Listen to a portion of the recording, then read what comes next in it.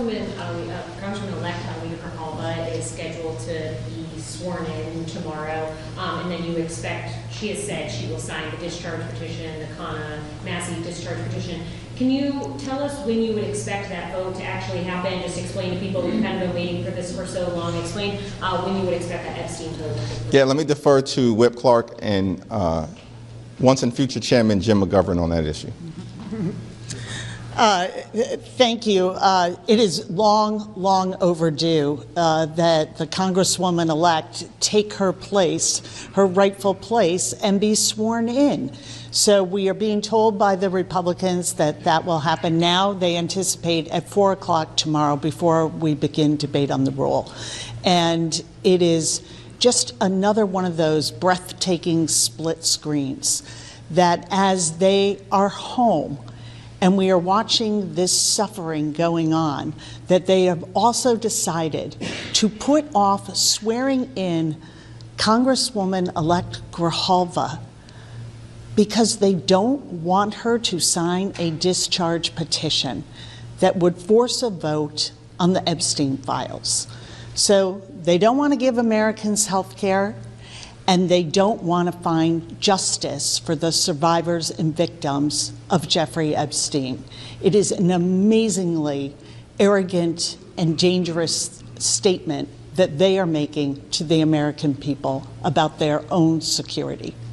And it should if she signs it tomorrow, it should ripen in early December, so we can expect a vote. I mean, that doesn't mean that the Speaker of the House might try to do some, shenanigans with the discharge petition, but if all goes the way we want it to go, early December. It's unbelievable that for 7+ weeks, Representative-elect Alita Grijalva was elected in late September decisively, has been denied the ability to serve more than 800,000 people in Arizona. And why is that the case? It's because Republicans are running a pedophile protection program. They are intentionally hiding the Jeffrey Epstein files. But those days are over, because as soon as Representative-elect Alita Grijalva becomes Congresswoman Grijalva, her first act, as she's indicated, is going to be to sign that discharge petition. It's going to force a vote on the House floor, and the American people are going to get the transparency that they deserve. A whistleblower is telling the top Democrat on the House Judiciary Committee that Jeffrey Epstein accomplice Ghislaine Maxwell is getting special treatment in prison and actively preparing a commutation application. In a letter from Congressman Jamie Raskin addressed directly to President Trump, Raskin says the whistleblower at Maxwell's new prison camp alleges that her extraordinary treatment includes customized meals delivered directly to her, visits to the prison exercise area after hours with a prison guard escort, and even access to a service dog in training to play with. This whistleblower also claims that one top prison official complained that he is, quote, sick of having to be Maxwell's B-word. I'll note that CNN has not independently verified the whistleblower's claims, but my source on this tonight is Congressman Jamie Raskin. And Congressman, on this whistleblower, I think a lot of people want to know what else they had to say to you. Well, the whistleblower made clear that Ghislaine Maxwell is just in a completely different category than every other prisoner. She gets essentially room service behind bars. She can use the shower. She can use the gym whenever she wants to. She gets special treatment there. And unlike other prisoners who have to communicate with people outside of the prison through the unreliable and very slow mail system, she's actually getting messages sent through the warden to the people that she wants to communicate with, and the warden is actually offering her the opportunity to communicate on legal matters with people outside of the prison through the warden. So it's a pretty extraordinary situation. Of course, her presence in that camp facility itself is completely astonishing, given that they had never had a sex offender before, and sex offenders were not allowed in that camp. But she was allowed in, and she got in pretty much on an overnight basis after she met with Todd Blanche. She was subpoenaed by the Oversight Committee on July 23rd after a vote on July 22nd, and it was on July 24th that Todd Blanche, who had been Donald Trump's personal criminal defense lawyer, now working for the DOJ as the #2 person, went over to meet her, not in order to find out what she knew in terms of getting other people to be investigated who were involved in the $1.5 billion international child sex ring, but rather to find out what she would say about Donald Trump. And he pronounced himself satisfied when, she said that she had never seen Donald Trump in any compromising position with young women or girls. In fact, she'd never seen Epstein in some compromising position with underage women or girls. So anyway, he liked what he heard, and then suddenly she got this transfer. Yeah, and we've asked the White House about that and Todd Blanche himself. But can I ask you on the whistleblower, did you speak to this person directly? Well, I don't want to get into any more depth on it, but I would say this is a person who is in a position to know everything that was reported to us. And do you think there's more Absolutely to come in a out position to know about how she's being treated or the treatment she's getting, I should say? I do. Well, one of the other things that came up was that Ghislaine Maxwell is actively seeking a commutation, a pardon from the president right now. And I learned from somebody else, a Republican, that there's a lot of chatter that, he just pardoned 77 people who participated in different ways in his attempt to lie about the 2020 presidential election, his attempt to overthrow the election, and all of that, some people are seeing as a smokescreen to get people talking about that, because none of these people are facing federal prosecution. They've already been disbarred or faced other kinds of charges. But all of that is really meant to distract people from what may be a pardon forthcoming for Ghislaine Maxwell. With us now is Jennifer Freeman. She's an attorney who represents some of the survivors of Epstein and Maxwell. First of all, we should note CNN has not been able to independently confirm or deny the allegations. But Jennifer, what is your reaction to what Congressman Raskin is saying? I've heard similar reports. I've also heard, and these are just, I can't confirm them either, reports that someone did complain about this preferential treatment and was promptly transferred to a higher security prison. I don't know if that's true, but that is what's being reported. Raskin's letter also alleges that Maxwell is working on a commutation application to get out of prison. She would send this to Trump, presumably. Its exact contents and whether it's been submitted, that was not immediately clear. What's your message to President Trump about such a commutation application if he was being asked to commute her sentence? And how would your clients react if such a thing were to happen? That would be very distressing, disgraceful, and upsetting if there's any effort to move forward with a suggestion of pardon or commutation.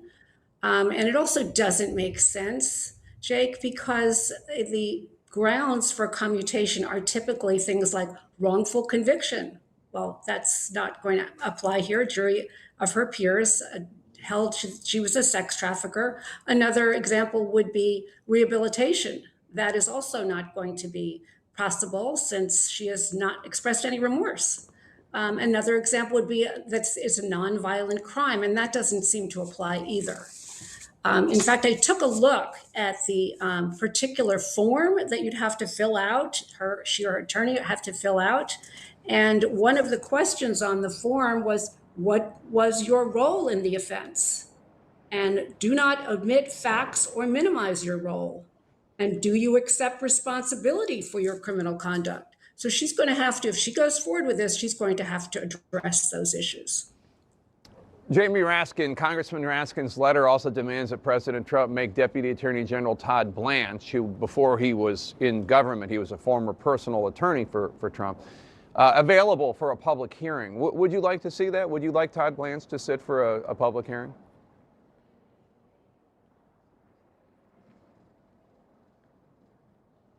I think that would be appropriate, given that he did interview her with very little knowledge, prior knowledge about the case. I think that would be fully appropriate to do that.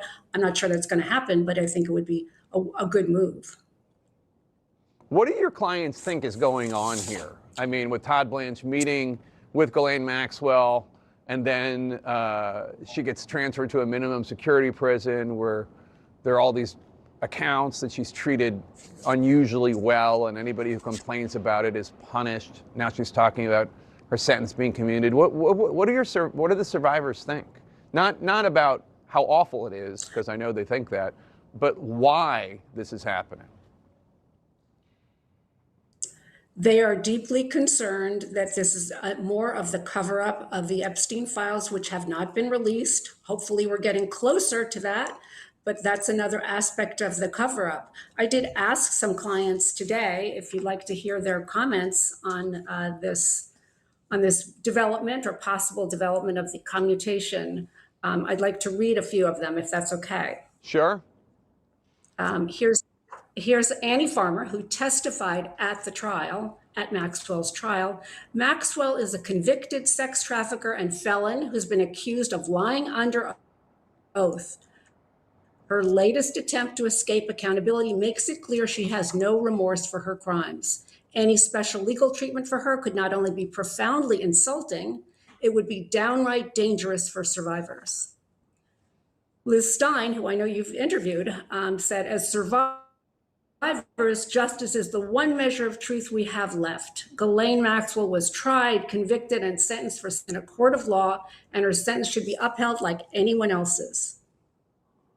So not happy. They're not happy, and they're very concerned that while the trajectory that they see developing in the public eye, where there's a movement towards the release of the file, there was a press conference to discuss that, the actual step to them whatsoever. Okay, Jennifer Freeman, thank you so much. Appreciate it. Oh, I told the lovely women that I met that are victims of Jeffrey Epstein, they also say they are victims of another group of men, one that they're afraid to list publicly, and I told them that I'd be happy to read that name on the House floor for them. There hasn't been any movement forward on that. Of course, that's up to those women, and that's their decision. However, I remain steadfast in my belief is that all of this information should be released. No one should be protected. That's completely unfair. And I think it's a failure of administration that they never released it. No one has released this stuff. And so this is something that the American people are extremely angry about. I think it also played a part in Tuesday's election of why some people are just mad and they don't want to go vote, and it's not going away anytime soon. Have you made your concerns about the Epstein files known to the president directly? Yes, yes, I have. I don't share my personal conversations with the president, but I did express how important it is. We should be clear, the president has never been accused of any wrongdoing related to Epstein's crimes. But what do you say to people, perhaps people in your own district, who feel like his administration isn't being transparent on this issue, and it brings a lot of questions up for them? I don't really have to explain it. It's pretty much everyone across the board agrees, release the Epstein files. So this is something that I get calls into my office almost every day about. We track all the calls that come into my office, and I think that's extremely important, whether they come from the district or out of district, and it's all over the country. People just want this information released. What are you seeing in terms of the calls and the volume there on that issue and other issues? Epstein continues to be one of the top calls. The biggest call that we're getting right now is health insurance premiums. Of course, this is a crisis. I continue to demand a plan from my party. I've had pushback. Well, Marjorie, why don't you introduce your own bill?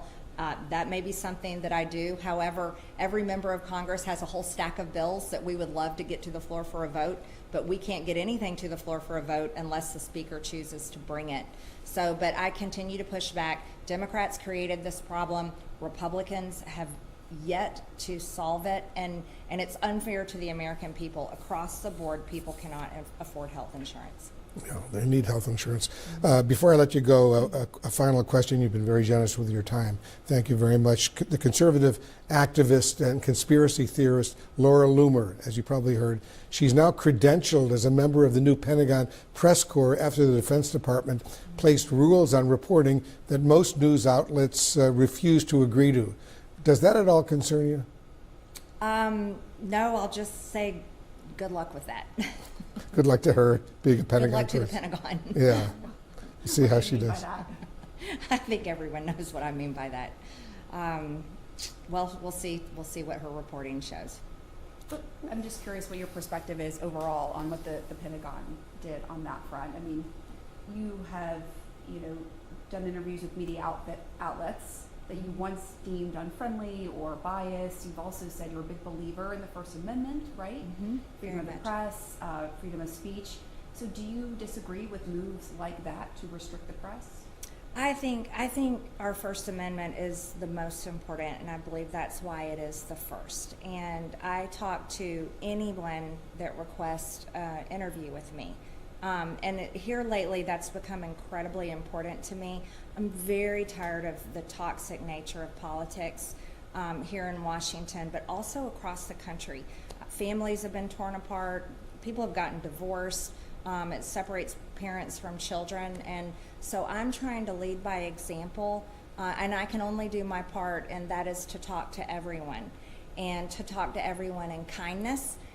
We don't all have to agree, but that's being an American, and thank goodness for that, right? But we have the freedom to do that, and our freedom of speech, our First Amendment rights, allows us to do that.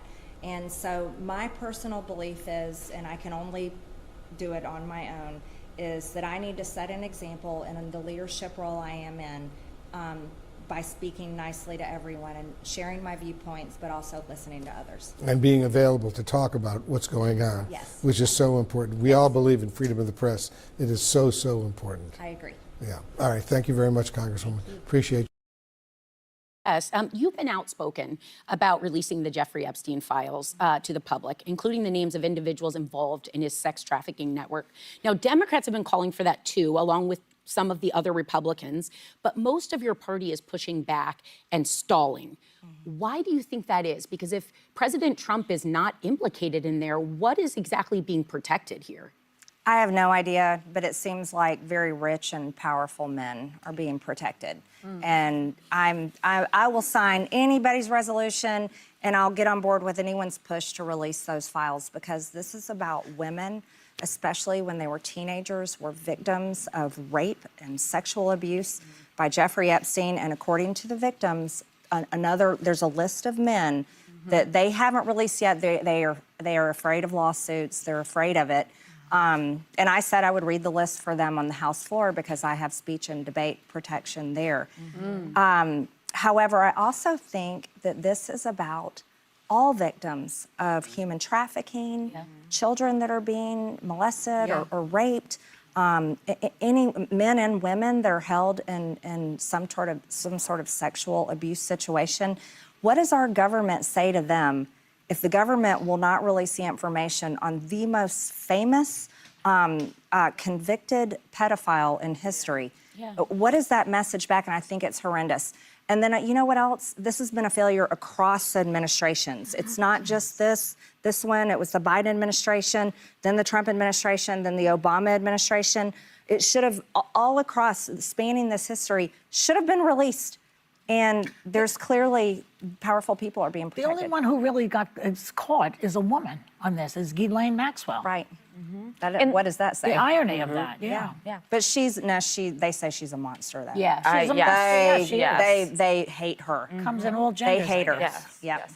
No, thank you to you. And Thomas Massey's also been great on pushing on this issue. Now, you mentioned you're notably America first, and you were even critical of President Trump's decision to take preemptive strikes on Iran. Right now, we're seeing these strikes on Venezuelan vessels in the Pacific, in the Caribbean, without congressional authorization. I think we both care about stopping the flow of illicit drugs. But do you think this is something the president can do unilaterally, or Congress needs to weigh in on? Well, I just have to say, I have full faith and confidence in our great men and women in our military. And I believe that they have intel that we don't have, and they know what they're doing. However, I don't believe in regime change. I don't believe that we should be engaging in war, period. I'm totally against wars. I believe in fully protecting our borders and our people, but I don't think that we need to go out and attack other countries. I will say, though, fentanyl deaths increased in the past 5 years by 250% in my district alone. And drug overdose is devastating in a lot of, rural small towns that have lost a lot of economic opportunities. And so I am all for our Border Patrol and our military protecting our country and our people from drugs being smuggled into the country. Now, Congresswoman, as we speak, there seems to be a significant divide on the right over whether to give a platform to noted white supremacist Nick Fuentes. Many prominent conservatives like Ben Shapiro, Senator Josh Hawley, Ted Cruz, they've spoken out against amplifying him. You two have had a complicated relationship over the years, but at a moment when anti-Semitism is on the rise, where do you stand on this? Well, first, I'm not anti-Semitic, but I am critical of the Israeli government. Well, I just mean domestically speaking, because a lot of Nick Fuentes' words are, he hits every group, but very much just Jewish people in general, not Israel, Jewish people. Well, number one, I don't have to agree with his words on attacking people like that. However, as a lawmaker, I think it's incredibly important that I defend our First Amendment for every single American. Of course, that does not apply to death threats or anything like that. However, I think the most important thing we can have as Americans is our free speech, and it can be speech that I either agree with or completely disagree with. But it's something interesting you said. You said you're critical of the Israeli government, but you are not anti-Semitic. Most people now believe that if you criticize the Israeli government, you are anti-Semitic. Do you disagree with that? Actually, I disagree with Or I should say many people. I would say that tide has completely changed. I think many Americans today see the difference is you can love Jewish Americans and you can love Jewish people and not be critical of people at all. And you can, I have the right to criticize a foreign government. And I can criticize as many of them as I want. And I can say October 7th was the worst thing and horrific, but I can equally say starving children and killing innocent people and children in Gaza is also horrible. And that's my opinion. I'm wondering because, free speech is everything. And it feels like it's harder to do and to have in this country. Do you think it's a good idea for the military to be marching into our cities and towns right now because maybe people don't like the speech that they're hearing? How do we combat that and get back to going after the people who really are the problems? Well, on speech, free speech, I want to say that I think that all of us right here are doing a great job of exchanging our ideas and things that we believe in, and we're doing it in a very professional and kind way. And in my opinion, I think we need more of that in America. I really do. And a lot of people wanted me to come on the show and say nasty things and all of us to fight. They wanted all of us to fight. Thank you for not doing that. Oh my goodness, no. I didn't want to around do that. It's like 5 to 1. She could handle it, but she didn't want to. No, I didn't want to do that today because I believe that people with powerful voices like myself and like you, and especially women to women, we need to pave a new path. This country, our beautiful country, our red, white, and blue flag is just being ripped to shreds, and I think it takes women of maturity to sew it back together. And I think that happens through free speech. My lead source tonight is a Republican who has been calling for her own party to do more when it comes to bringing down prices. Georgia Congresswoman Marjorie Taylor Greene is here with me on Capitol Hill tonight, and thank you so much for being here. Can I first get your take on the federal judge's ruling saying that they've got to fund all of SNAP for these 42 million people who need it so desperately, obviously. Do you think that the ruling is absurd? Well, I think it's the role of Congress, the House and the Senate, to fund the government. And I don't like I agree with the Vice President. I don't like the idea of judges taking over our role. However, to follow that up, I am absolutely appalled and disgusted at this standstill between Democrats and Republicans in the Senate. Caitlin, I voted to fund the government on September 18th. We passed the CR out of the House, and here it is today, November 6th, and this is still going on. And so it's true that the Democrats can fund the government, fund SNAP, and all of the programs at any time by voting for the same CR that they have voted for over and over. But at the same time, Republicans can use the nuclear option just like they did to get through the president's nominees. And they can go through the filibuster, and they can also fund the government. And I think this is hurting the American people, and I think it's hurting Congress and our ratings most of all. Well, and we talk about these flight cancellation. Delta, obviously, in Atlanta, in your home state, has the biggest hub, the busiest airport in the world also.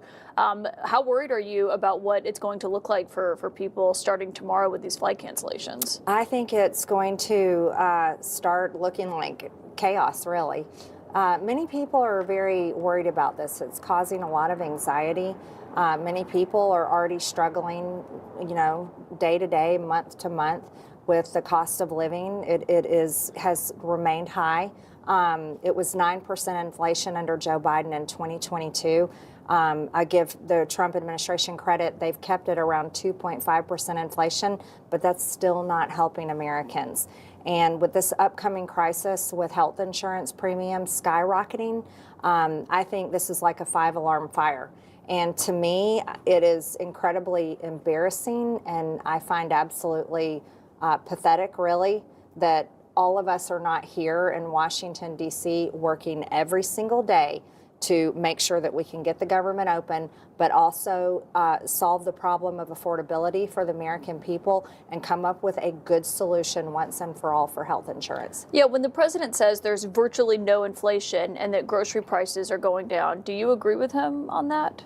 No, I go to the grocery store myself. Grocery prices remain high. Energy prices are high. My electricity bills are higher here in Washington, D.C. at my apartment, and they're also higher at my house in Rome, Georgia, higher than they were a year ago. So affordability is a problem, and I'm a mom. My kids are 22, 26, and 28. That's the generation I worry about the most, and they're having a very hard time. But when I go back home and I talk to many of my constituents, I'm hearing stories of not only are we having a really hard time affording groceries and rent and things like that, but I'm also hearing stories about people maxing out their credit cards just to afford their monthly expenses. So when the president says that it's not that affordability hasn't been fixed, it's that people and Republicans aren't talking about it enough, that seemed to be a takeaway of his from Tuesday night's elections. Mm-hmm. You disagree with that sentiment? I think Tuesday was definitely a referendum on how leaders in this country are leading. And I believe in America First policies. That's why I campaigned for President Trump and have supported him as long as I have, and I do support him. But I want all of my colleagues to come through in action in supporting America First policies. And I think the American people showed that on Tuesday. You're not going to convince them to go to the polls and vote by bailing out Argentina. And you're not going to convince them to go to the polls and vote by continuing to fund foreign wars and foreign countries and foreign causes. You're going to get them to go to the polls and vote when you show up to work and actually fix the problems that they face every single day. And so, one thing that the president said there, and I'm sure a bunch of your constituents and a bunch of people in Georgia shop at Walmart and go there. Mm-hmm. The president keeps talking about the Walmart Thanksgiving meal where they put everything together that you buy for the holiday, that it's less expensive under him than it was under President Biden. But actually, when you look at it, it's because it has fewer items in it, and they're the Great Value brand. They're generic store brand. They're not, name brand. Right. Do you think that he is getting good information from those around him, or what do you think it is why he keeps repeating something that's not true? Well, I think every president, no matter who they are basically in a cone of information by the people that they have working for them and are around them. So that could be the case here. And certainly I'll give credit to Walmart for offering lower prices. Americans definitely need that, and I'm sure the president was proud to talk about it. When it comes to the government shutdown, you've talked about Democrats, you talked about the House passing the CR. Do you agree with the president that Republicans are bearing more of the blame than Democrats, it seems? I do, because Americans know that Republicans control the House and the Senate, and they're looking and going, well, why are you shut down? And also, I'll go back to this. Senate Republicans can use the nuclear option and override the filibuster and open up this country today. And so I put blame on both Republicans and Democrats for basically Caitlin, I can't say it on CNN, but it's basically a you-know-what measuring contest between the men in leadership, and I think the country is sick and tired of it. Well, on that front, you said something the other day that caught my eye. You said that there's a lot of weak Republican men in Congress. Who exactly are you referring to? Many of my colleagues. I campaigned with President Trump and all over the country for years, really, and hardly any of them truly supported President Trump. But when it became clear that he was going to win, they ran out and bought their first MAGA hat and put it on. But I think we're seeing what's happening, and you know, I like Mike Johnson a lot. He's a very nice man, but forcing Congress to stay home when the American people are showing up and working every single day, and now going to have to start dealing with flight delays, and women and children aren't getting WIC, and these SNAP recipients aren't getting their SNAP benefits, and federal workers are not getting paid. Even the Capitol Police that escort myself and others through the airport for security reasons, they're not getting paid. The list goes on and on and on. I do believe that when you have the responsibility of leadership, you need to take that very seriously. And unfortunately, I'm not seeing that right now. Speaker Mike Johnson actually addressed your criticism of him today in an interview. I want you to listen to what he had to say about this. I'm not unaccustomed to hearing criticism from Marjorie. We have intense fellowship, as we see in the Deep South, Stephen. And she knows I've got an open door. She can come in and talk with me anytime. But, you know, she goes on these shows. She likes to get the big interviews, and that's fine. Everybody has the right, you know. But I will tell you this. I'm in constant contact with all the House Republicans. And the reason we've not brought them back yet is because we did our job. I heard from the speaker today, and he asked me if I wanted to talk about health insurance policy ideas. I said yes, and I said I'll have my staff reach out to yours and find some time on your schedule. Unfortunately, they replied back he's not available until next week. I'm not here in Washington next week. I have talked with him through text messages and on our weekly conference calls. We have a weekly conference call. But my demand to my speaker that I voted for, so I think I get to make these demands, is that he brings our House back into session. We get back to work on our committees, passing our bills, passing the agenda the American people voted for, and return to business. But also, I want a health insurance policy plan for this country. Democrats passed the ACA back in 2010. They passed the tax credits in 2021. They're expiring now, and every single American can tell you health insurance is absolutely unaffordable, and it's a crisis. And so I will continue to demand these plans. People push back on me and say, why don't you introduce a bill yourself? I certainly can do that, but the only person that brings the bills to the floor is the Speaker of the House, and every member of Congress will tell you that we've got stacks of bills that we would love to get a vote, and I don't think that would solve anything. Do you have healthcare policy proposals to bring to Mike Johnson? I have been spending the last month talking to many experts in the field, but Mike Johnson keeps saying that he's got pages and pages of policy ideas. He tells that to the press every single day. Well, he hasn't presented any of those to our conference, and everyone knows that there is no way to pass a package of bills or even one bill unless you build consensus among your members, and that hasn't happened yet. He told us when we had him on the show a few weeks ago that if the government reopened tomorrow, and this was 2 weeks ago probably, that Republicans would have a health care plan. Do you believe that? No, because I haven't seen it yet. And earlier you praised former House Speaker Nancy Pelosi to my colleagues, Wolf Blitzer and Pamela Brown. It might surprise a lot of people to hear you praise her time as Speaker. Do you think Speaker Johnson fights as hard for your side as she fought for hers?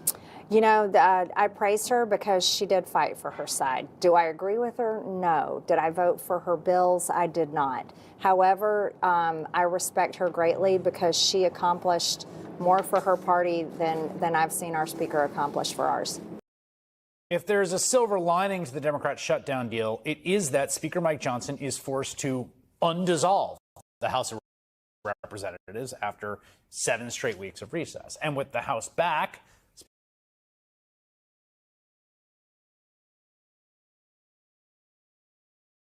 Speaker Johnson must swear in Arizona Democratic Congresswoman-elect Adelita Grijalva tomorrow. She says she will provide the 218 signature on a discharge petition to force a vote on releasing the Jeffrey Epstein file, something Johnson has been pretty desperately trying to avoid throughout the shutdown. This all comes as we learn from a whistleblower that the only person involved in Epstein's crimes to ever be convicted of engaging with those crimes is Ghislaine Maxwell, now plans to ask Trump for a commutation after receiving weeks of, quote, concierge-style treatment in prison. Congressman Ro Khanna is a Democrat of California. He and Republican member Thomas Massie filed the discharge petition in September. Congressman Khanna joins me now. Congressman, I guess, one of the things I learned during the course of this is that a discharge petition, people can take their names off it before it hits 218. But once it hits 218, it is locked. And I wondered how much jockeying was happening behind the scenes. Is it your expectation that tomorrow Congresswoman Grijalva gets signed in and it gets to 218? Yes, but it's not done until it's done. And there's a tremendous amount of White House pressure on a couple of the people, in particular, the Republicans who signed the petition. My expectation is it holds. Adelita Grijalva signs it. And then we have a vote 7 days later. December 3rd is when we're targeting for a vote of the full release of the Epstein files. How central do you think your efforts to force that vote were in the response of Mike Johnson taking this truly unprecedented step of essentially keeping Congress out for 2 months? Unfortunately, it was the cause of it. I mean, it pains me because people are going without food stamps, people are going without pay. All of that could have been resolved if he had just had Congress in session, because we would have been paying the troops. We would have been extending SNAP. And here's the dispositive fact, Chris. If it wasn't because of Epstein, he could have still shut down Congress and just sworn in Adelita Grijalva. The fact that he didn't swear her in is the reason that he shut this thing down. I want to ask you about some of this reporting we've seen about Ghislaine Maxwell. And I have to say, read a lot of news stories every day. My blood pressure stays pretty regulated because there's a lot of bad stuff happening. But the reporting about Maxwell made me pretty personally angry. I mean, this is the original sin of the Jeffrey Epstein saga, is that he was caught preying on girls and was cut a sweetheart deal that allowed him to keep doing. The only person now who has been brought to account for those crimes, Ghislaine Maxwell, was taken out of the prison she was in after she gave an interview to the president's personal lawyer. A waiver had to be signed by the Department of Prison to put her in a minimum security prison, and this is what's happening there. Maxwell has received customized meals personally delivered to her cell, after-hours time in a private exercise area, and access to a service puppy. Maxwell was also afforded private meetings with visitors arranged by the warden, complete with snacks. This is Jamie Raskin, your colleague, writing a letter about this to Trump. The deference and servility of Ms. Maxwell have reached such preposterous levels that one of the top officials of the facility has complained he is sick of having to be Maxwell's bitch. What do you make of this reporting? Well, it doesn't just get your blood boiling, Chris. You know whose blood it got boiling is the survivors, because I was with them in a press conference in front of the Capitol, and I'll be with them with Thomas Massie in front of the Capitol again next week. And we were saying, look, let's talk about the Epstein file release. Let's talk about all the rich and powerful men who were involved in this abuse. And they would keep bringing up this Maxwell pardon because they said Maxwell was involved in their abuse. And it was an affront to them that someone who sexually abused them was going to get special treatment or a pardon from the president. anyone who talks to these survivors will be outraged that this is even being considered. How hard is this White House going to fight this if in fact, 24 hours from now, that discharge petition's signed? How much pressure is going to be brought to bear on that House on the vote?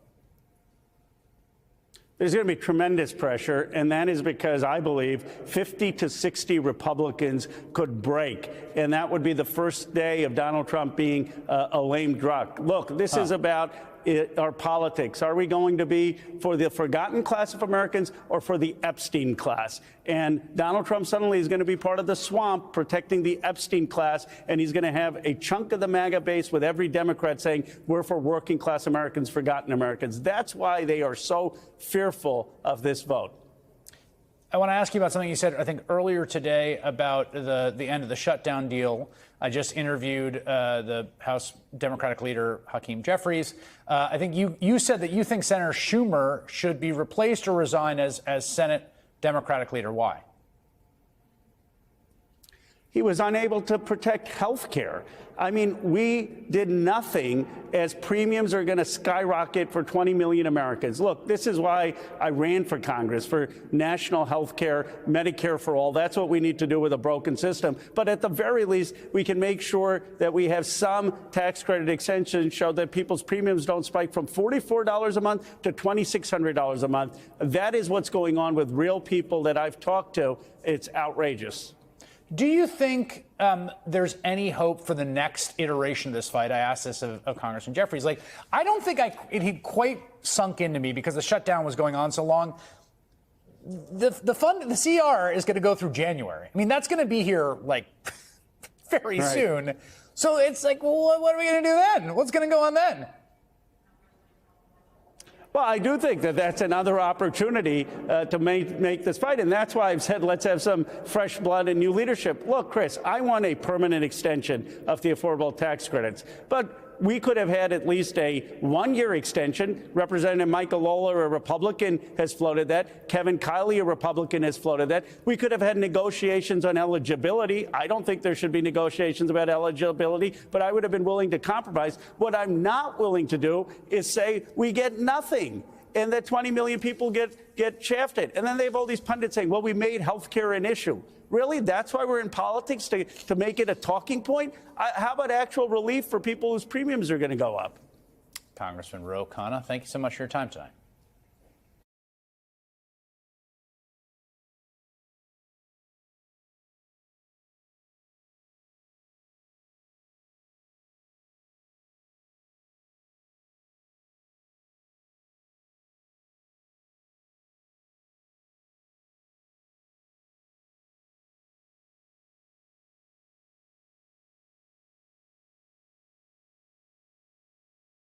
There's new internal turmoil at the Justice Department today, with details from MSNBC's exclusive reporting. The U.S. Attorney for the Southern District of Florida, a Trump appointee, called a rare division-wide meeting yesterday after the resignation of 2 prosecutors.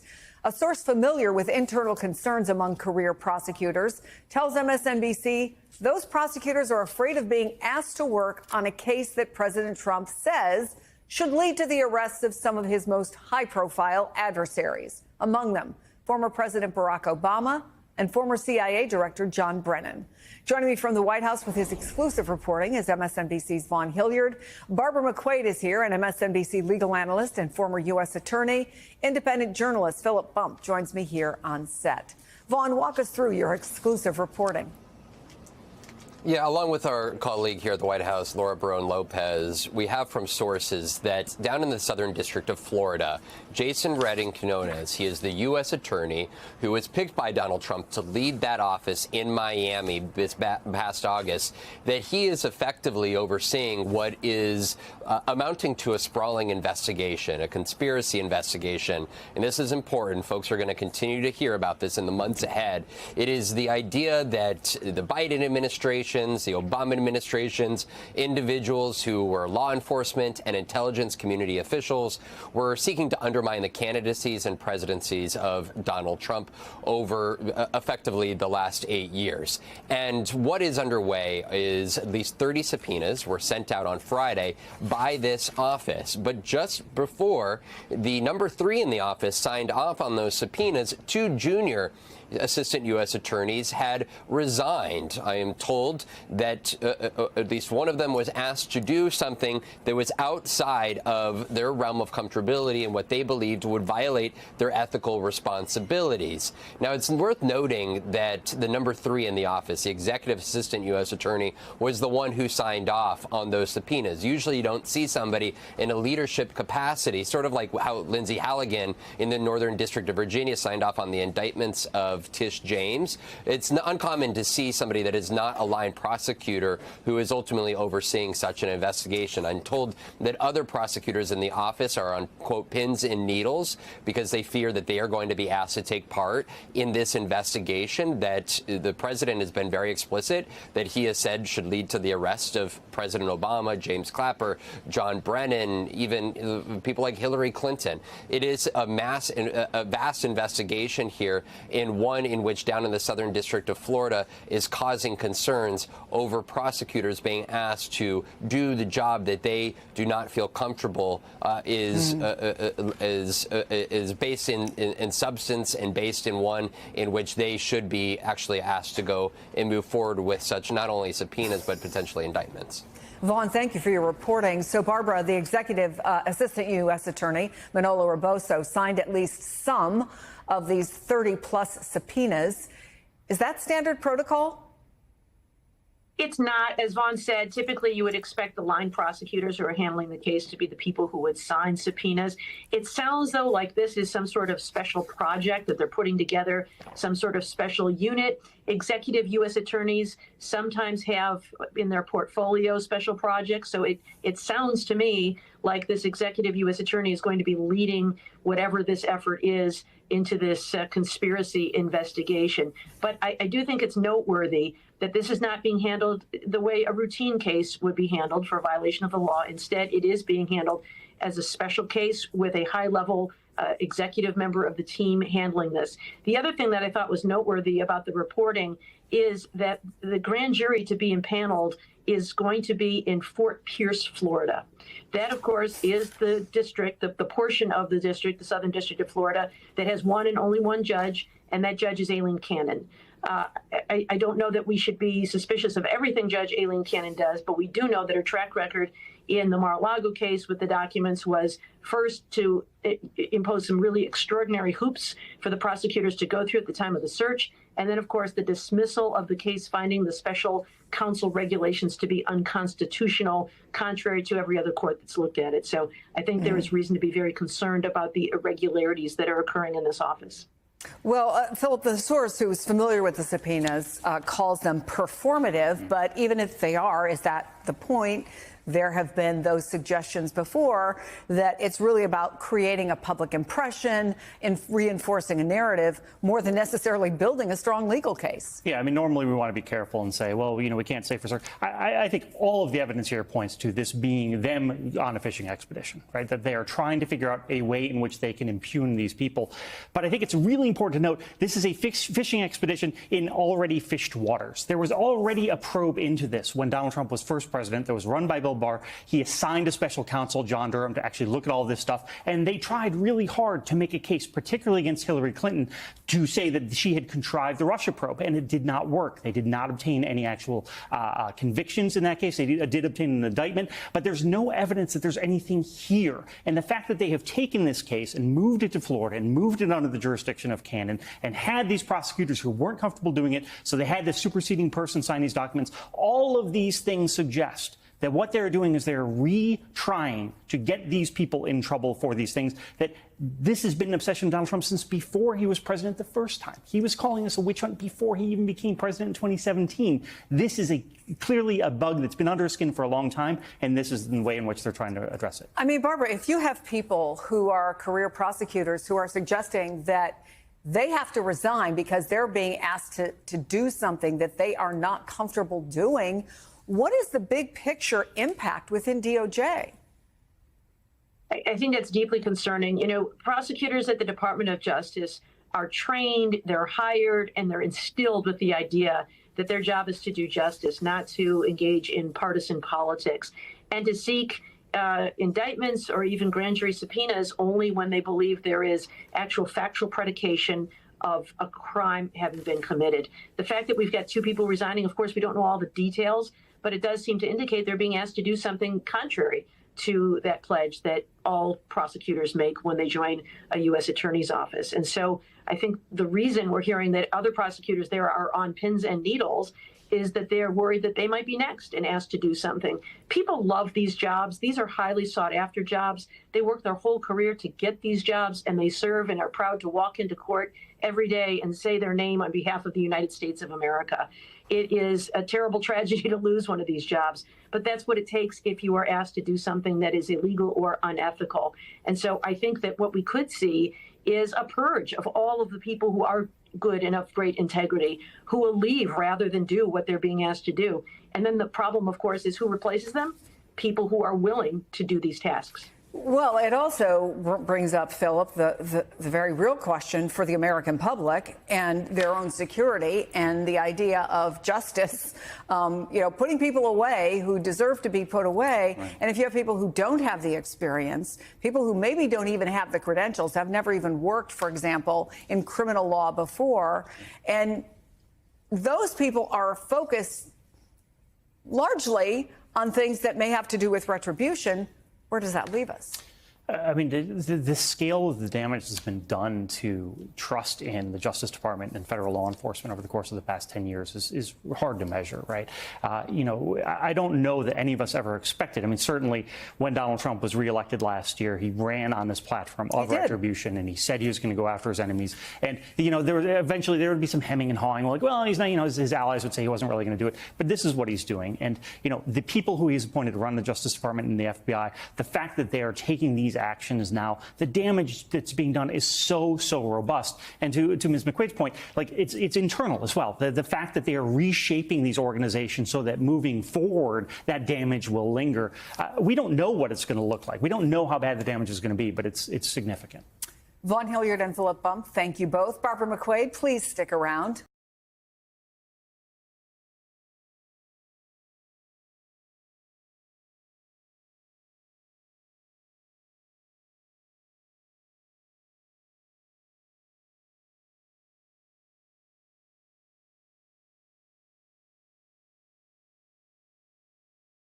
Us now is Arizona Democratic Congresswoman-elect for at least a few more hours, Adelita Grijalva. Great to have you back on the show. So you posted that you heard from Minority Leader Jeffries and from media reports that you would finally be sworn in.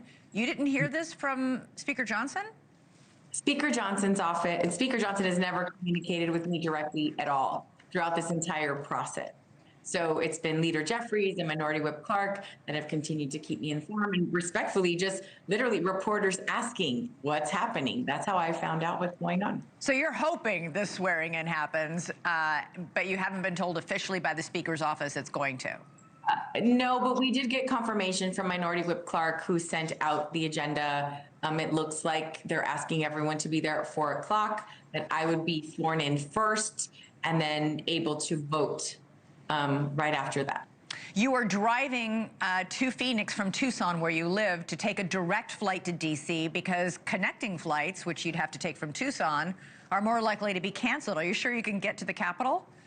I hope so. I mean, I'm here in Phoenix now. I just went to a veterans event in Tolleson and have been in this area and stayed here through the day. I do believe that even if I can't make the direct flight that we're hoping for, there are a lot of other backup opportunities. I'm just hoping to get there directly and not have to go through any of the hubs, because I worry about those delays. Just many of the members of Congress right now are having a hard time getting back, especially those of us who live so much further away from D.C. So you wrote in a statement that, quote, while I am eager to get to work, I am disappointed that one of my first votes will be on a bill that does nothing to protect working people from skyrocketing health care insurance premiums. Do you think these Senate Democrats who broke with their own party to end the shutdown are making a mistake? So my problem fundamentally is the ACA has been around since 2010. Republicans have done nothing but criticize that entire system for 15 years. If they don't like it, come up with a solution. But for us to punt it to December, where half of the month, most of us are going to be on like a district, vacation period because of the holidays, why do we continue to have these little CRs? They're like little Band-Aids, as opposed to actually making a budget that is workable and allowing us to continue to work on the things we need to. This has been continuous with this administration. That yes vote by those 8 Democratic-aligned senators has ignited real fury in the Democratic base and among their own Democratic colleagues on Capitol Hill.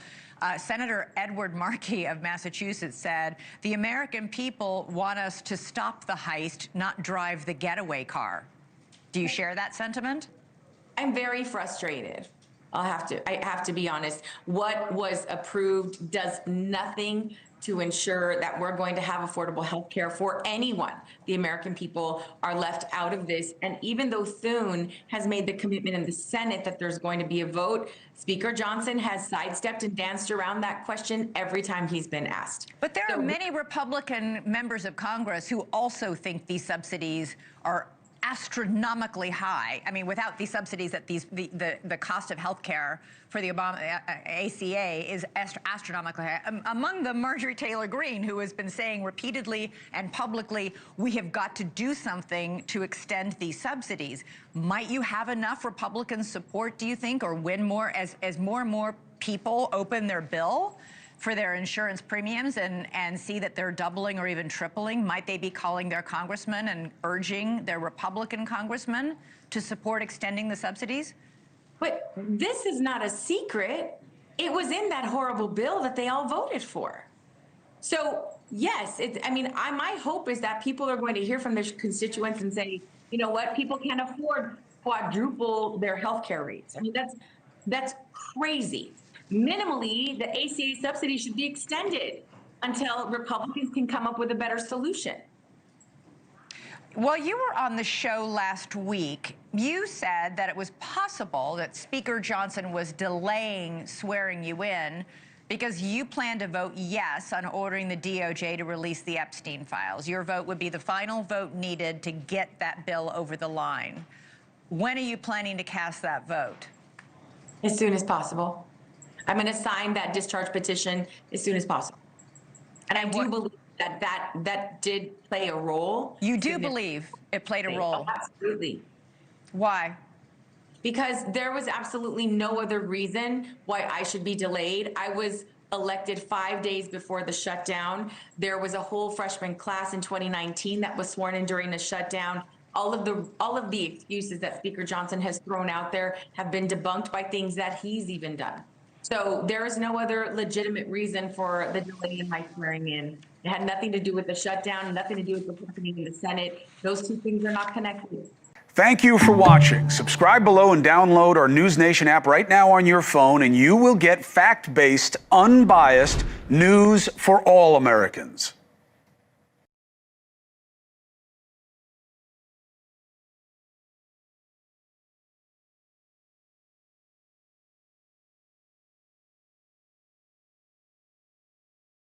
We do not want this to happen. I beg President Trump not to do anything that she's requesting. I'm not surprised she's trying to get out because she still has a lot of power and she still has a lot of secrets. So I'm not quite sure how much weight that holds.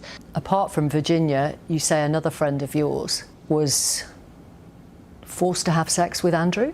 Nothing happened to me. I just had a girlfriend during those years that she came to me really upset and said that Jeffrey had made her go into a room and have sex with someone that I thought was the prince. So that's the reason why I started speaking out, because of what I saw on the island, Virginia, and also what my friend told me. And we asked Andrew Mountbatten Windsor for a response. We haven't heard back.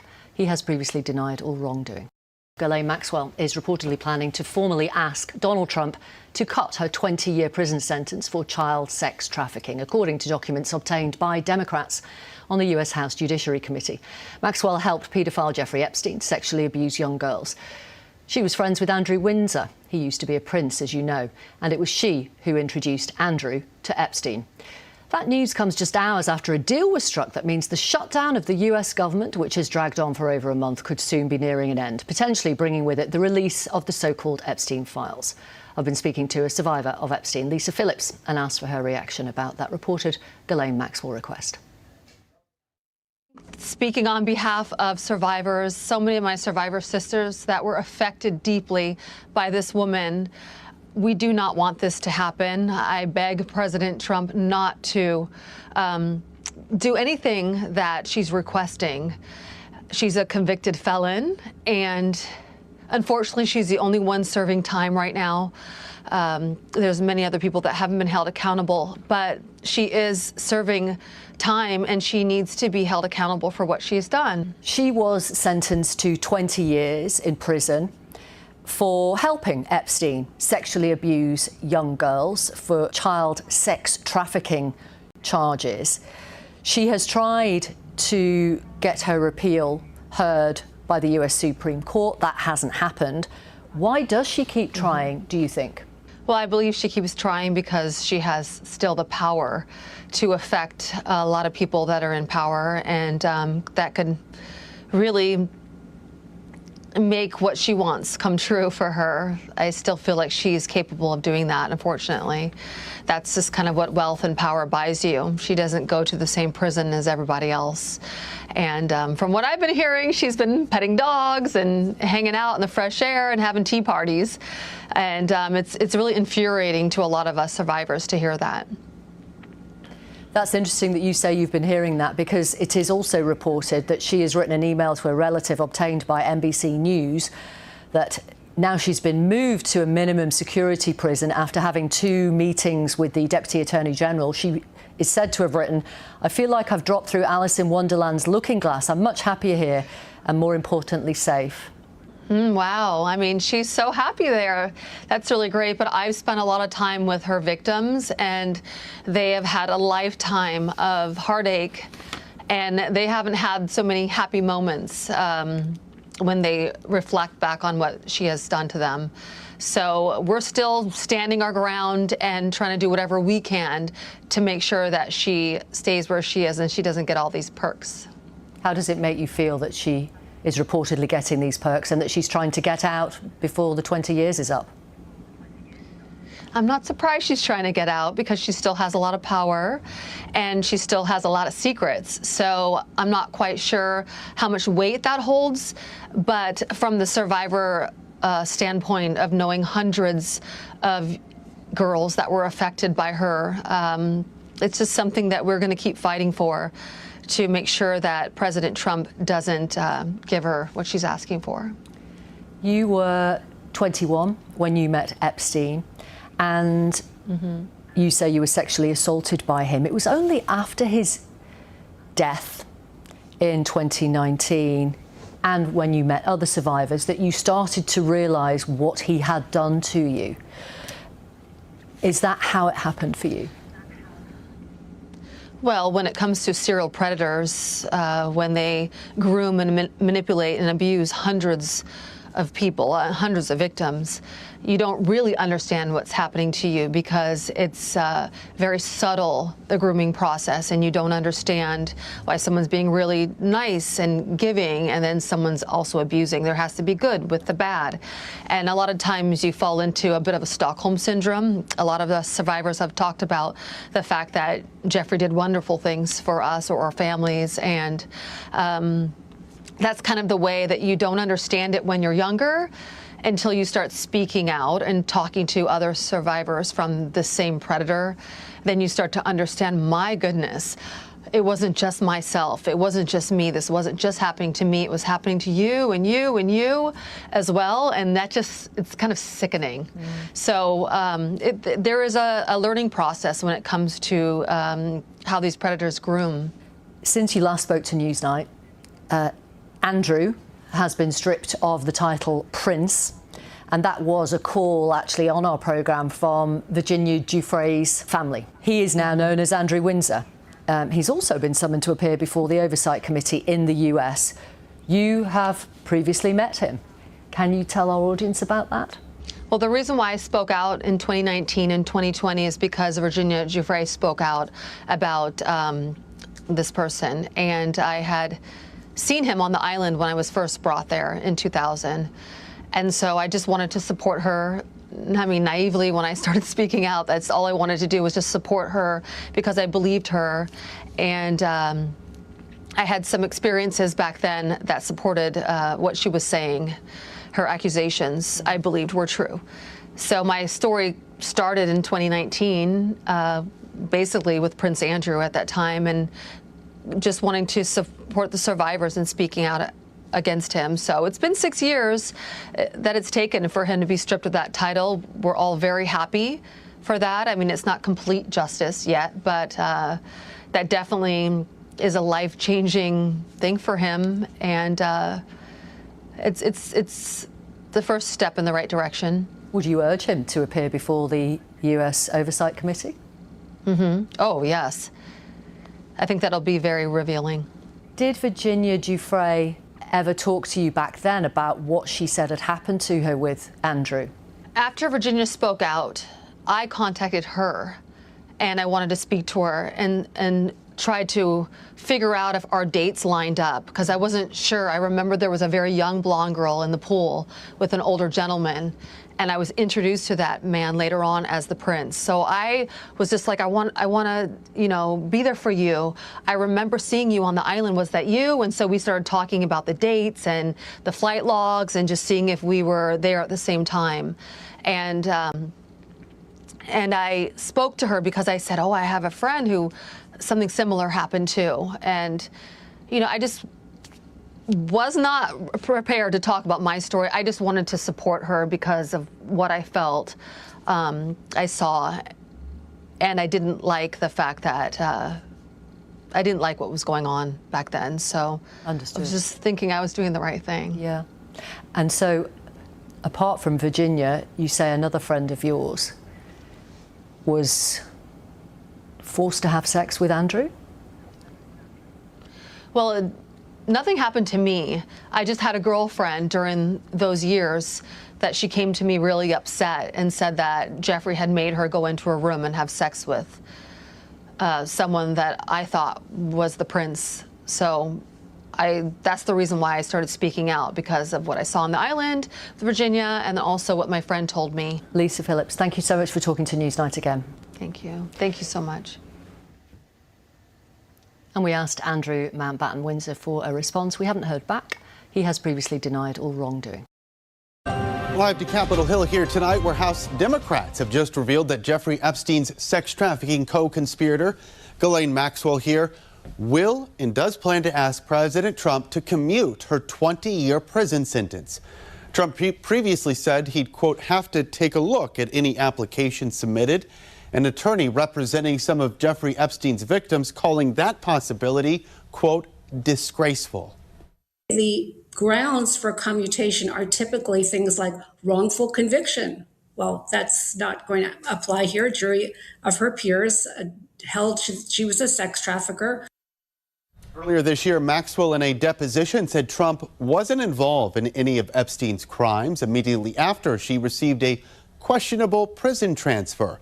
And a whistleblower now alleging she's receiving some special treatment while behind bars, including customized meals hand-delivered to her cell, private meetings with visitors who can bring in a laptop computer, and that she's been allowed to play with service animals. Britain's Prince Andrew, a prince no more, his brother King Charles officially starting the process of stripping Andrew of his remaining royal titles and evicting him from the royal estate in Windsor. It's the royal family's strongest response yet to the disgraced prince's links to the late convicted sex offender Jeffrey Epstein. It's a moment about justice, right? Epstein survivor Danielle Binsky responding to the news Thursday. I think it was incredibly hopeful for survivors. And it's a glimmer of hope that we haven't seen in a really long time, if ever. The years-long controversy over Andrew's friendship with Epstein intensified after the release of a posthumous memoir by Virginia Giuffre, who alleged Andrew sexually assaulted her when she was a teenager. Andrew has repeatedly denied all allegations against him. He claimed he never met Giuffre, who died by suicide in April at the age of 41. On Thursday, her family released a statement reading in part, quote, "Today, an ordinary American girl from an ordinary American family brought down a British prince with her truth and extraordinary courage." Giuffre's brother also spoke out on Thursday. I think this is a big sense of vindication for her from not just the general public, but from the king himself to say, I stand by survivors. Buckingham Palace also released a statement reading in part, quote, "Their Majesties wish to make clear that their thoughts and utmost sympathies have been and will remain with the victims and survivors of any and all forms of abuse." I'm Reed Binion reporting. Jeffrey Epstein's co-conspirator, Ghislaine Maxwell, is working on a presidential commutation application and getting special treatment in prison. Now, those are new allegations from a whistleblower, according to Democratic Congressman Jamie Raskin, ranking member of the House Judiciary Committee. He's written a 6-page letter to the president demanding that he, quote, provide answers for the American people and all the survivors harmed by Ms. Maxwell's conduct. She was moved to a lower security prison in Texas in August after being interviewed by the president's former personal attorney turned Deputy Attorney General Todd Blanche. More now from CNN's MJ Lee. Convicted child sex trafficker Ghislaine Maxwell is hoping to reverse her fortunes with help from President Donald Trump. Would you consider a pardon or a commutation for Ghislaine Maxwell if it's something I haven't thought about. It's really something I'm allowed to do it. Trump, when asked, has repeatedly not ruled out the possibility of leniency for the late Jeffrey Epstein's notorious right-hand woman. According to a whistleblower who is making new allegations, Maxwell is currently working on filing an application for a commutation. She's basically being treated like an honored guest at a Trump hotel rather than a federal prisoner. Congressman Jamie Raskin, the House Judiciary Committee's top Democrat, says the whistleblower also claims that Maxwell is receiving preferential treatment at the prison camp in Bryan, Texas, where she's currently serving out her 20-year sentence. The favorable concierge-style treatment is said to include private meetings with visitors, including snacks and refreshments for her guests, Maxwell's guests being allowed to bring in computers during their visits, and the camp's warden personally helping to send emails on Maxwell's behalf. Maxwell's lawyer and the Justice Department did not comment. Did you ever observe President Trump receive a massage? Never. These new revelations coming less than 4 months after Trump's Deputy Attorney General and former personal lawyer Todd Blanche met in person with Maxwell at her previous prison in Florida. I never witnessed the president in any inappropriate setting in any way. In the times that I was with him, he was a gentleman in all respects. During the course of 2 days of interviews, Maxwell telling Blanche that she had never seen Trump behave inappropriately.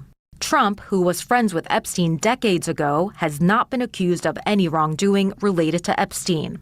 Ghislaine answered every single question asked of her over the last day and a half. Ms. Maxwell would welcome any relief. Just days after Blanche's unusual July meeting with Maxwell, the convicted felon was transferred out of a low-security federal prison in Tallahassee to a minimum security facility in Texas. The move drew the ire of critics, Democrats, and Epstein survivors alike. We were horrified to learn that she had been transferred to a prison camp. It's one of my worst nightmares that she not only be transferred, but at the possibility that's very much going around that she might be pardoned.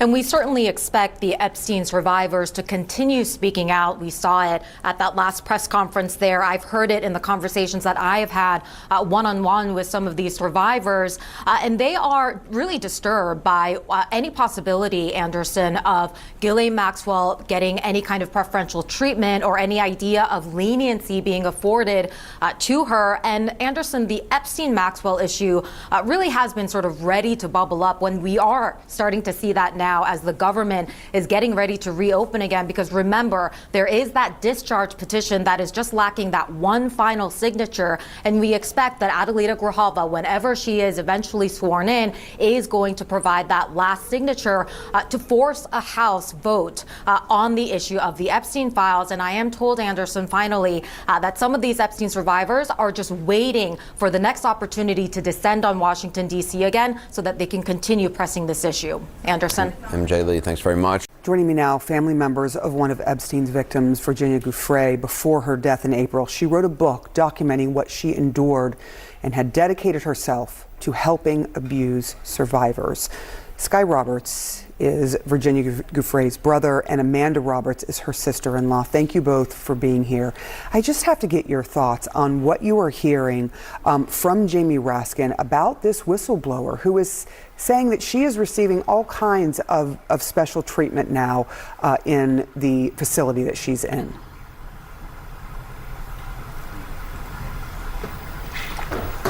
I think it makes us angry. I do want to praise Raskin and the whistleblower for coming forward and exposing what's really happening. I think we have to remember as constituents, this is what our tax dollars is funding. We are funding a child sex trafficker to be in a prison that she does not belong in. She belongs in a maximum security prison. Our tax dollars are waiting on her hand and foot, and it's quite shameful. It makes us angry. It's a slap in the face to every single survivor who came forward.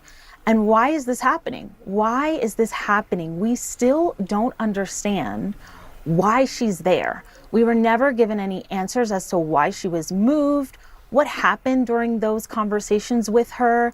It just all still seems like an extreme cover-up. And it's scary to think that she may be on the doorsteps to freedom. Sky, I'm curious what you think of the fact that the initial fury over the Epstein files not being released somehow resulted in Ghislaine Maxwell being moved to a more comfortable setting. Why do you think that is?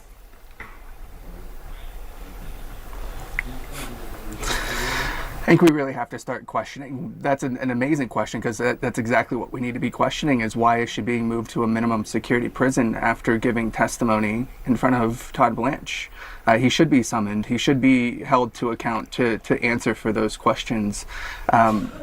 It's simple. I think that we've prioritized putting power and money over survivors, and when is the government going to start helping them out? I mean, my sister would say it often, like, hey, guys, we could use a little bit of a hand here. We're carrying a lot of weight in terms of the names and the burden to come forward publicly and continue to talk about this. Like, help us out. You've only released 1% of the documents. So I think it's quite shameful. I mean, she doesn't deserve to be playing with puppies in prison and getting chef meals basically prepared for her and sent to her dorm.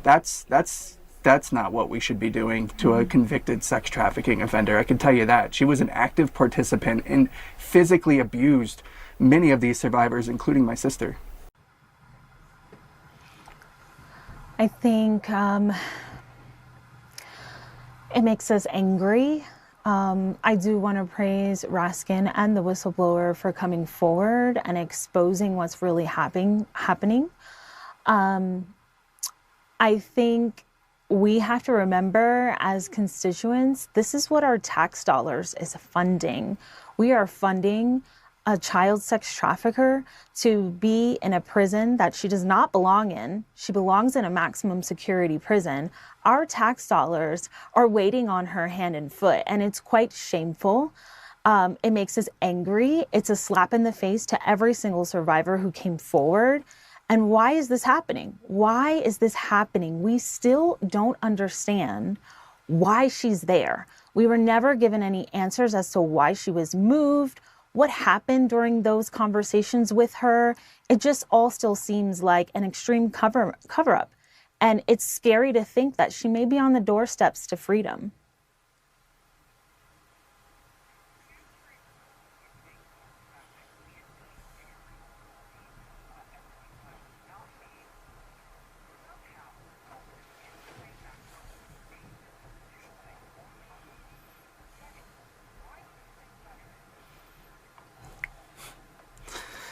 I think we really have to start questioning. That's an amazing question, because that's exactly what we need to be questioning, is why is she being moved to a minimum security prison after giving testimony in front of Todd Blanche?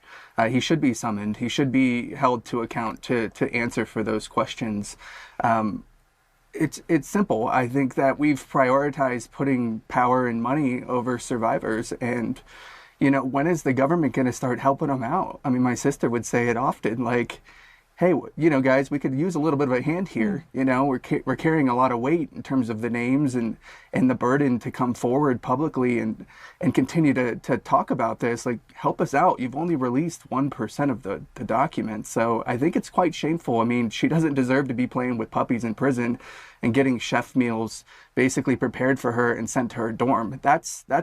That's not what we should be doing to a convicted sex trafficking offender. I can tell you that. She was an active participant and physically abused many of these survivors, including my sister.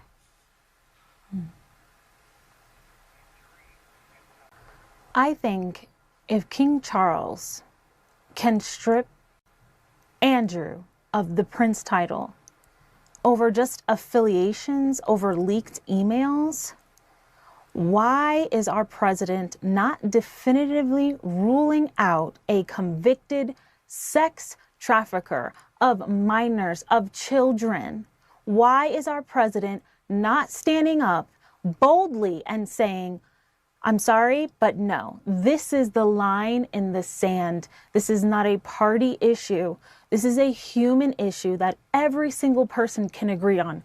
There is no gray area here, and there is nothing that she could offer. There's no truths that she will tell that should allow her any peace for the rest of her life.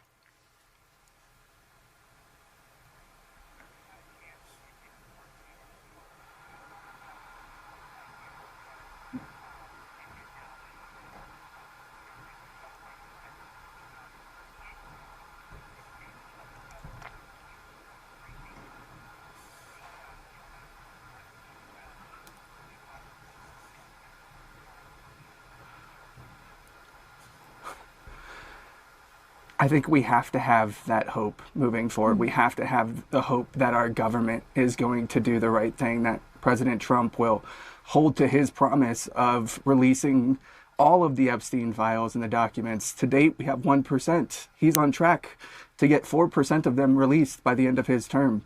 It's pretty low statistics in terms of what he ran on. I want to have hope. I think Andrew was a start. I mean, the fact that there's acknowledgement there for survivors to say, you know what, King Charles said, we stand with survivors, the heinous things that they went through.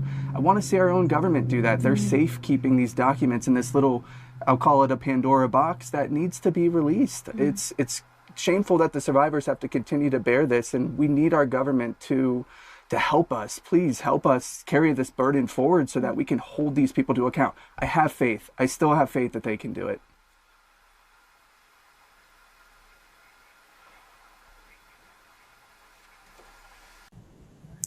I've heard similar reports. I've also heard, and these are just, I can't confirm them either, reports that someone did complain about this preferential treatment and was promptly transferred to a higher security prison. I don't know if that's true, but that is what's being reported.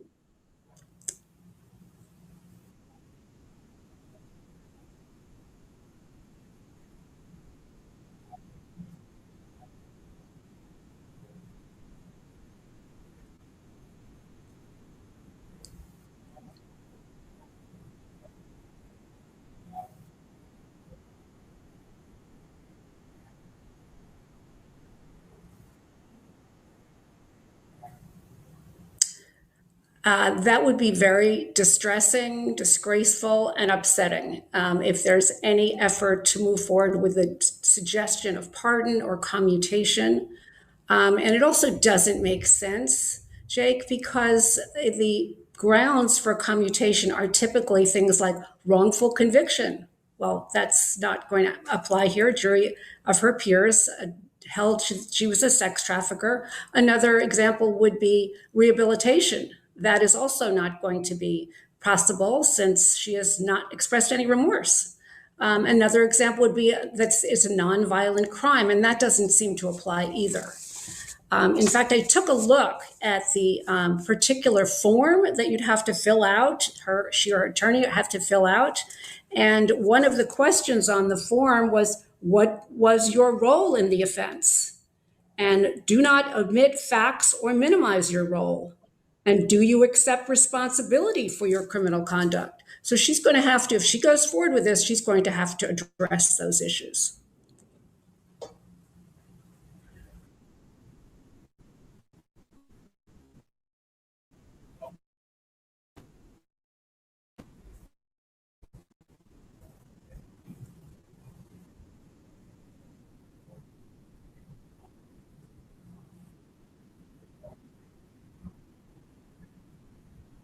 I think that would be appropriate, given that he did interview her with very little knowledge, prior knowledge about the case. I think that would be fully appropriate to do that. I'm not sure that's going to happen, but I think it would be a good move.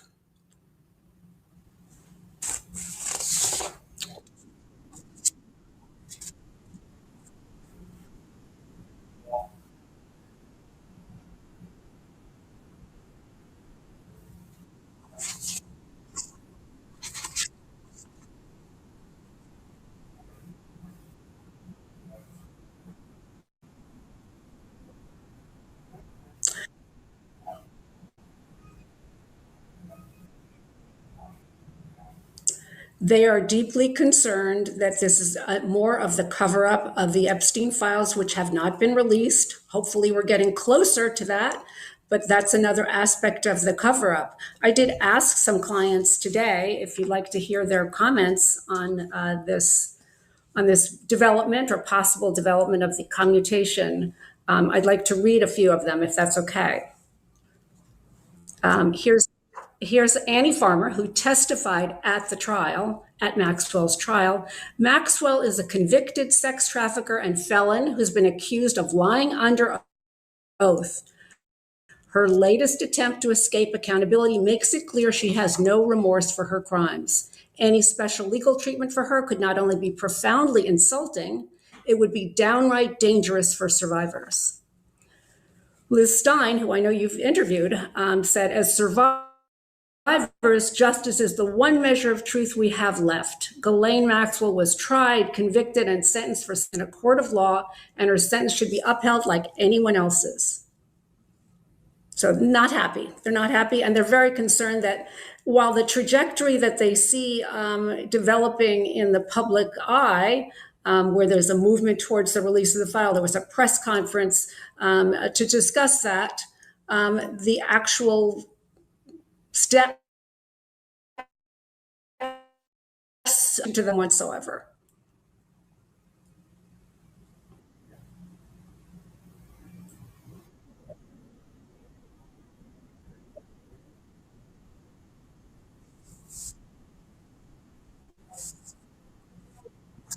Thank you.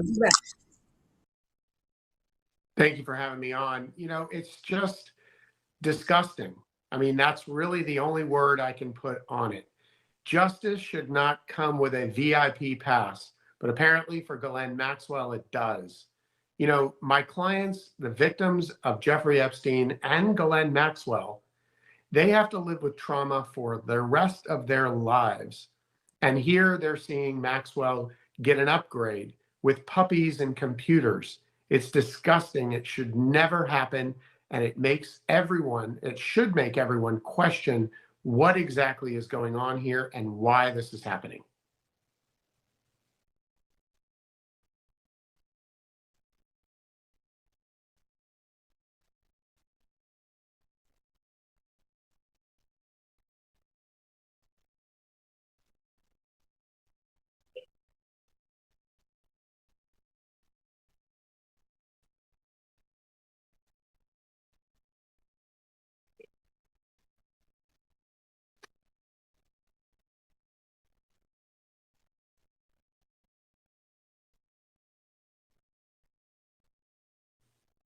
It's disgusting. I mean, listen, this isn't punishment. This is privilege in disguise. This is favoritism to a rich, wealthy, influential woman.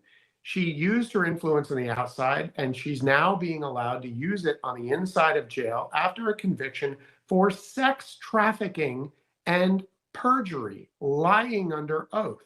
And the only reason that she's being given this privilege is because of who she is and the information she knows, and she's keeping to herself so that potentially she could get a commutation or a pardon at the end of the day.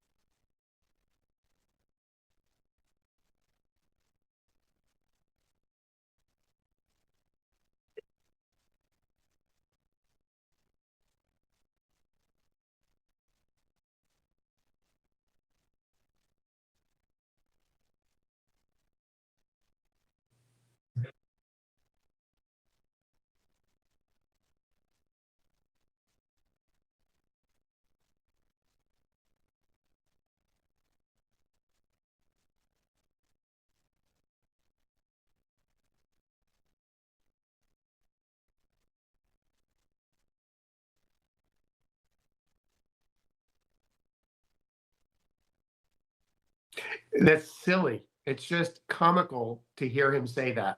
43,000 pages is absolutely nothing in comparison to what the FBI is currently holding in their custody. I have seen firsthand inside of Jeffrey Epstein's home before it was demolished in Palm Beach. He had video cameras throughout that home. They also, one of my clients saw video cameras in the Manhattan home, inside the home, in a master control room. The FBI has custody of these videotapes, these surveillance tapes from inside these homes, showing all of the people going in and out of the homes. Release the video, release the footage, show who's on them, show what was involved in this.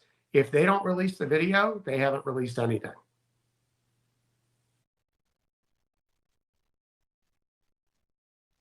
Well, listen, at the end of the day, my clients, as well as any other minor victims who were perpetrated in this sex trafficking crime, should be protected. It's very simple. Televisions does it all the time. They blur out someone's face if they don't want to be identified. But only the victims should be protected. The people that are on these videos should be exposed to the world so that the world and the public can cast judgment on them for what they've done.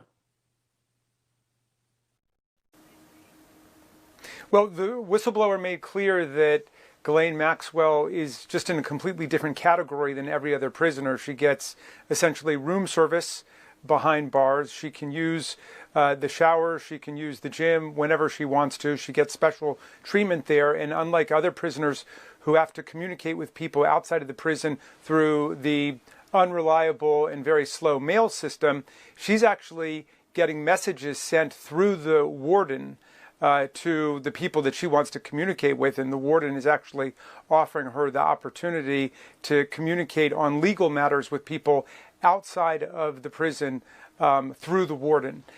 So it's a pretty extraordinary situation. Of course, her presence in that camp facility itself is completely astonishing, given that they had never had a sex offender before, and sex offenders were not allowed in that camp, but she was allowed in, and she got in pretty much on an overnight basis after she met with Todd Blanche. She was subpoenaed by the Oversight Committee on July 23rd after a vote on July 22nd, and it was on July 24th that Todd Blanche, who had been Donald Trump's personal criminal defense lawyer, now working for the DOJ as the #2 person, went over to meet her, not in order to find out what she knew in terms of getting other people to be investigated who were involved in the $1.5 billion international child sex ring, but rather to find out what she would say about Donald Trump. And he pronounced himself satisfied when, she said that she had never seen Donald Trump in any compromising position with young women or girls. In fact, she'd never seen Epstein in some compromising position with underage women or girls. So anyway, he liked what he heard, and then suddenly she got this transfer.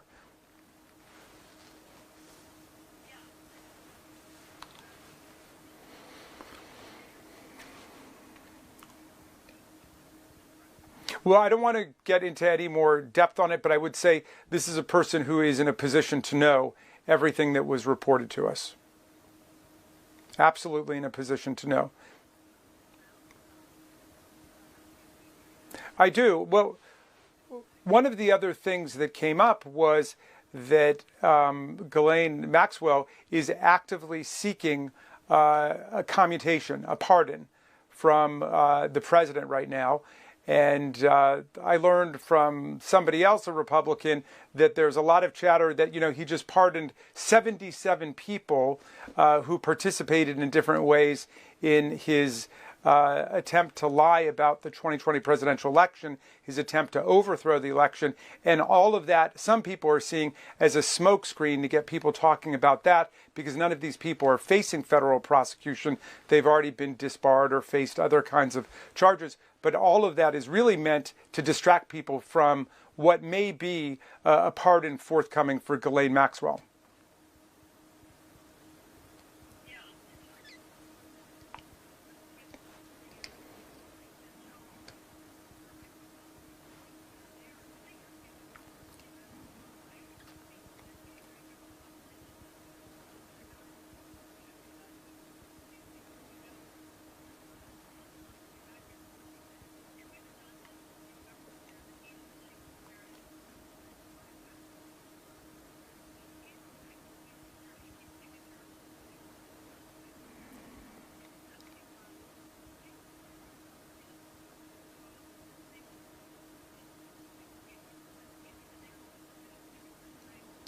Well, I believe that they are, because I know them. I think they take very seriously the idea that there would be this massive international prostitution, child sex trafficking operation conducted by Jeffrey Epstein in conjunction with a lot of very rich and powerful people, including Prince Andrew, who lost his royal title because of this. And so if they can deal with this problem, or at least begin to deal with this problem in a constitutional monarchy in England, I would hope that a constitutional democracy could deal with it. One of the things that I'm hoping for, Caitlin, is that we will have a bipartisan resolution to tell Donald Trump not to offer a pardon, clemency, commutation of any kind to this convicted child sex offender, and not to in any way alter her sentence. I mean, this is one we learned about in advance, that this is going on behind the scenes, and we should do everything in our power to state on behalf of Congress we are opposed to this. And she's, by the way, completely unrepentant. She has never come to terms with what she did. She did not testify at her own trial, and she continues to lie about what took place. We are fighting to restore the destroyed healthcare benefits of the American people, both under the ACA tax benefits, so people's monthly health insurance premiums are not completely skyscraper out of control. We've said we want to restore Medicaid. We said we want to save the SNAP program and the food benefits and the nutrition of the people. And we want to reopen the government and make sure that all federal workers get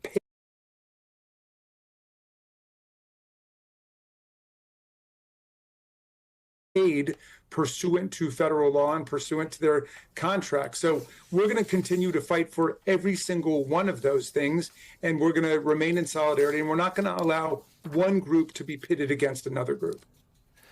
Congressman Raskin, lots of developing news on what you obtained regarding the Jeffrey Epstein investigation. But one thing I continue to be perplexed by is the arrangement for Maxwell to go to this minimum security prison. And the government, they call it a camp. It's a camp, Club Fed we'll call it, where the government has not stated at all why she was allowed to do that, which is rather uncommon, that someone was, after having a meeting with one of the president's private attorneys at one point, suddenly got to go from a more intensive security prison to a very lax one, and the government has no comment, which really, there's not a lot of precedent for that for someone as high a profile as Maxwell. What is going on there? Well, connect the dots here. Okay, July 22nd, our Democratic colleagues on the Oversight Committee force a vote and win a bipartisan vote to subpoena Ghislaine Maxwell. The very next day, July 23rd, the subpoena is issued to Ghislaine Maxwell that she must come and testify before the Oversight Committee. The very next day, July 24th, Todd Blanche, who was Donald Trump's personal lawyer, and in some sense never stopped being his personal lawyer, but now he's the number 2 over at the Department of Justice, Deputy Attorney General, goes to see Ghislaine Maxwell. Now, when she's holding this subpoena to go in the Oversight Committee, spends 2 days with her. Is he trying to find out the names of other men and other individuals who were involved in this $1.5 billion international child sex trafficking conspiracy? Is he trying to find out what else she knows as he launches a conspiracy? No, on the contrary, Trump's Department of Justice has killed the investigation. They did that in the very first days of the new administration. They collected all the materials from the actual federal prosecutors and they terminated the investigation. Okay, so the investigation's over now, but he spends 2 days talking to her and pronounces himself satisfied with her answers. Some of the things she said was that she never had seen underage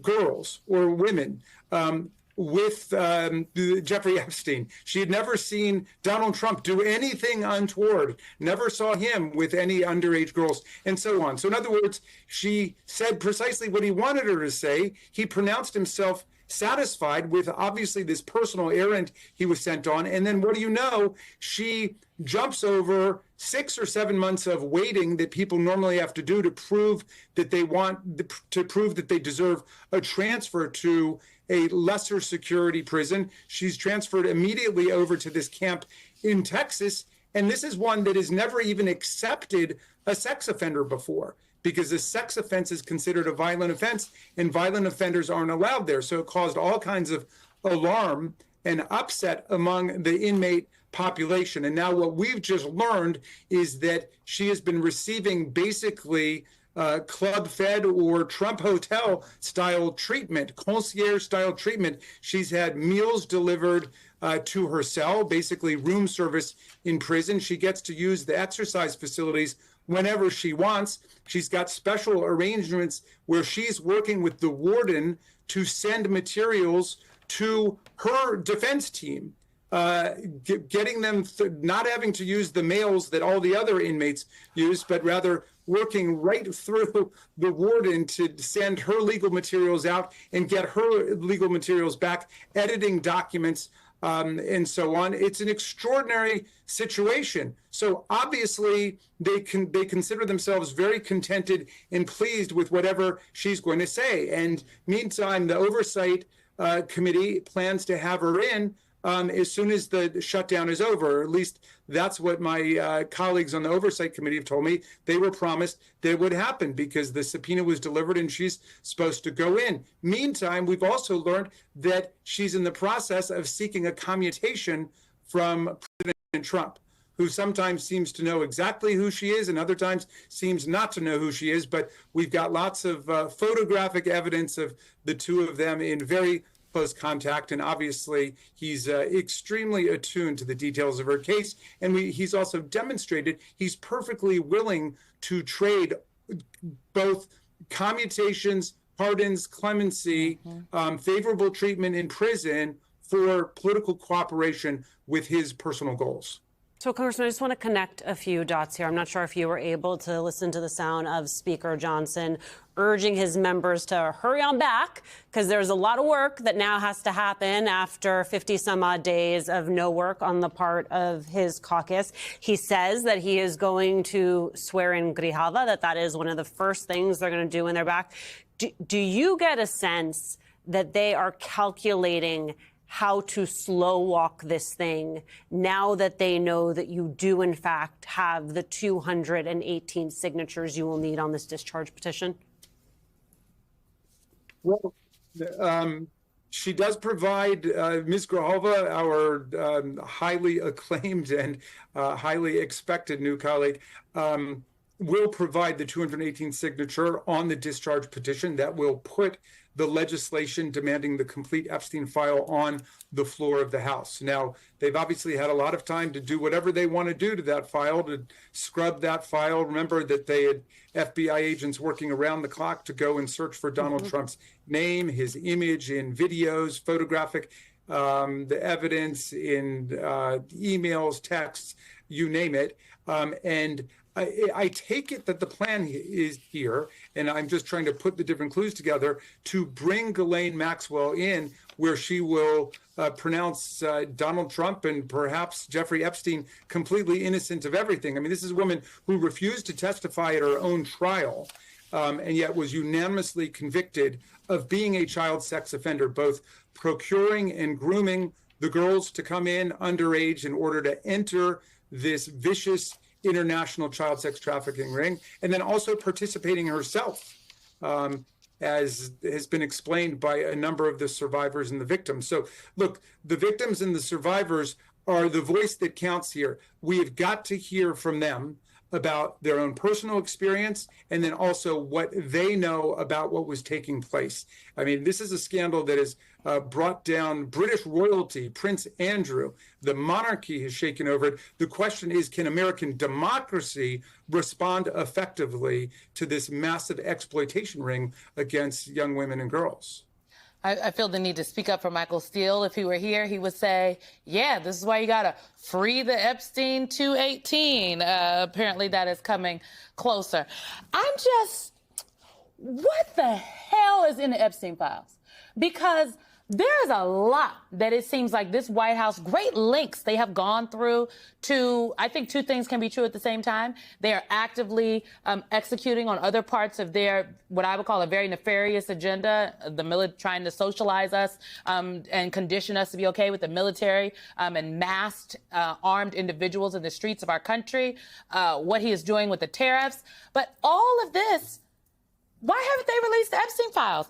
I was struck by this NBC News reporting that Ghislaine Maxwell wrote in an email to her attorney, which was reviewed by NBC News, that I am struggling to keep it all together as it is big and there are many attachments. The subject line of this email that she was writing reads, commutation application. According to the whistleblower that came to you, the identity has not been revealed. She's receiving concierge-style treatment, and the whistleblower also claimed that a top official at the prison camp complained he is sick of having to be Maxwell's, a word I will not use on television because this is a family show. What the heck is in the Epstein files, Congressman? Well, it's basically speculation at this point. I mean, obviously, it has brought down a number of people, including Prince Andrew, because the details have come out in various ways around it. But we're talking about years of documentary, investigative, and prosecutorial investigation and assemblage of these materials. And look, Kash Patel was demanding that they be released. He repeatedly said, this is up to the Attorney General of the United States. It's up to the FBI director. The FBI director can just release it. Pam Bondi was demanding the release. Donald Trump was demanding the release. Now we've got a massive bipartisan majority in America that says, no, we don't want to participate in a cover-up of this terrible exploitation ring that was run by Jeffrey Epstein. And the cover-up began back in Florida, where Alex Acosta, who later became the labor secretary for Donald Trump, gave him the sweetest of sweetheart deals of all time. They had a 60-count federal indictment ready to go on everything from the money laundering part of this, to the sex trafficking part of this, to the rape and statutory rape, all of it built in there, and they traded it away for one count in state court. So, Jeffrey Epstein spent several months free from 8 a.m. to 8 p.m., and then his personal chauffeur would drive him over to, his own little deluxe setup that he had in jail. I mean, this is a double system of justice that they've got here. And, I'm sure people at Mar-a-Lago, at the Great Gatsby parties, think this is just great. But the rest of America is absolutely horrified and astonished that this is the way that justice works in America. And that's why, again, the voices of the victims here and their families are so central, because there was massive harm and injury done to these girls and to these to the young women who got pulled into it and who were exploited and violated and raped and taken advantage of in every conceivable way. And we want the truth to come out, and we want to make sure that these kinds of activities are not still going on right now. And I thought that we had bipartisan consensus on this. I think that we've got a bipartisan majority still in the House of Representatives demanding that everything be released. But this is really an emergency from the standpoint of justice in America.